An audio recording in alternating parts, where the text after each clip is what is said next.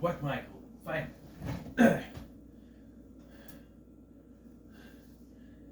He's already recording. Okay, good for that. Okay. So, welcome back to March of the Living Dead 2. We were taking a look at warm bodies. I don't know what I pulled up. That's gonna be weird and thing. This is the slipcover I got from Walmart. I have a red hoodie I was gonna put on over a shirt, and I didn't even think about it. You know what? Through the power of magic, I am now wearing the white hoodie with a Ghostbusters shirt. Not what he wears the red. I don't have any plain gray or white shirts. So, okay. So, Warm Bodies tells the story of R, a zombie who falls in love with a woman when her and a group of friends are going through scavenging through the apocalypse land. And, yes. So yeah, it's a love story in the wake of the Twilight movies, which the last Twilight movie came out a year before this. This is 2013. And so, excuse me, just that much. Brains. And that follows the day Brains here, which George Romero wouldn't like, but you know. And yes, a lot of people compared this to Twilight when it came out.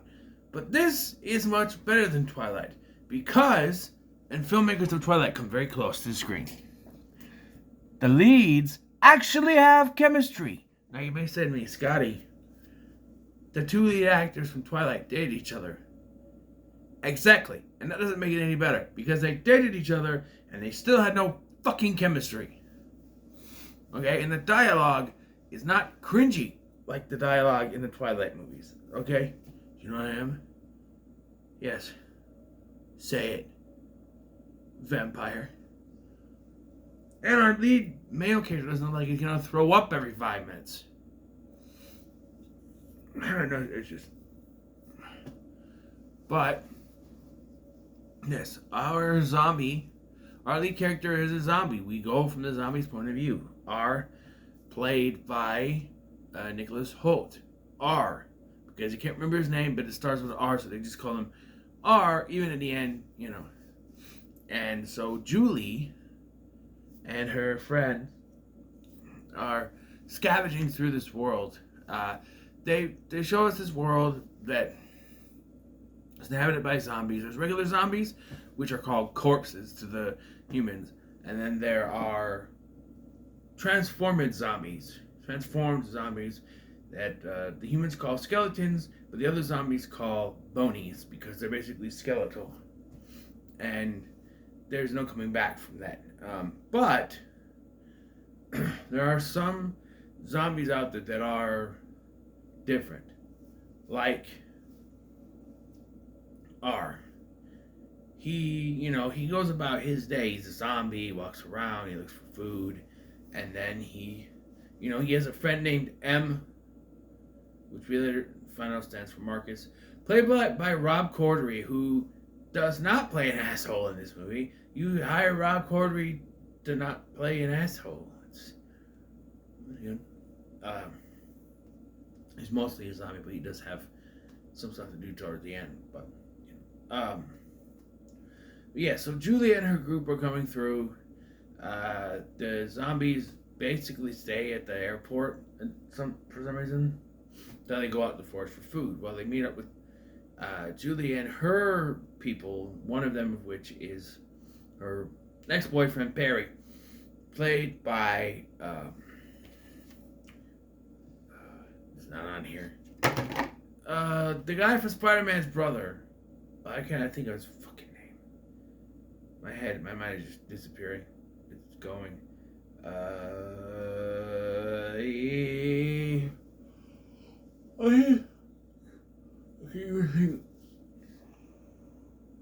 Spider-Man, starring Tobey Maguire, Kirsten Dunst.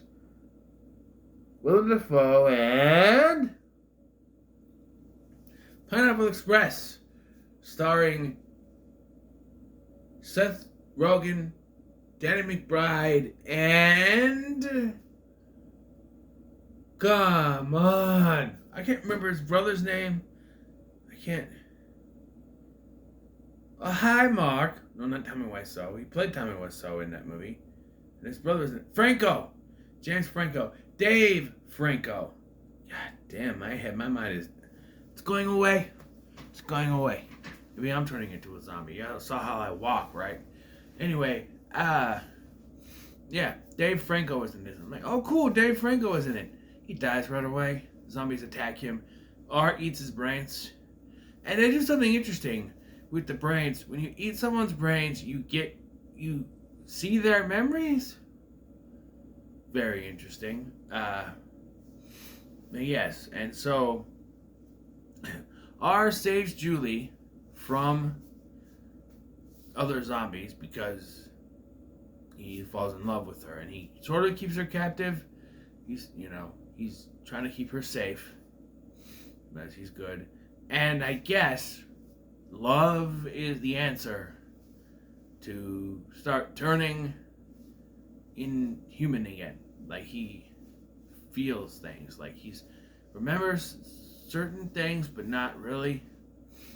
Like I think he's the only one that doesn't remember stuff. Like he starts to feel his skin gets a little better and everything, and yeah, but so they stay in the airplane for a while listening to records, which M starts to catch on with, but eventually though she takes off, and he saves her, and then she's like, I can't stay here, and then they find a car, and they drive to a place to stay, this house that's been abandoned, and so they kind of connect there. They connect through all of this to become friends, and because of this connection, R feels the need to tell her that he ate her boyfriend, and he shows her his watch, and she takes off. So, yeah, but after he falls asleep and has a dream, because they say that zombies can't dream because they don't sleep. They can't sleep, no dream, and he has a dream. So he's becoming more human. But Julie goes back to the entrapment. They got a big wall that keeps everyone safe. There's a secret way. He uses Dave Franco's memories to sneak into the place. He's got all of his friends, M and the rest of the people, waiting. And he goes to talk to Julie. He sneaks in, and Julie and her friend are like, oh, zombie. They're like, we need to talk to your father because he's becoming human. So, so she puts makeup on him and everything. And yeah, her father, played by John Malkovich, is sort of the leader of this whole thing. And he's one of those no-nonsense types where it's like, no, this is what we do. It's what we know. It's what we do. I see a zombie, I'm shooting him in the head.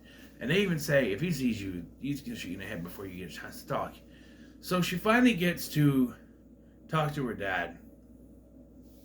And she tries to explain what's going on, but he doesn't believe her. So R tries to talk to him, and that's when he's like, you're a corpse, aren't you? Like he sees the eyes or something.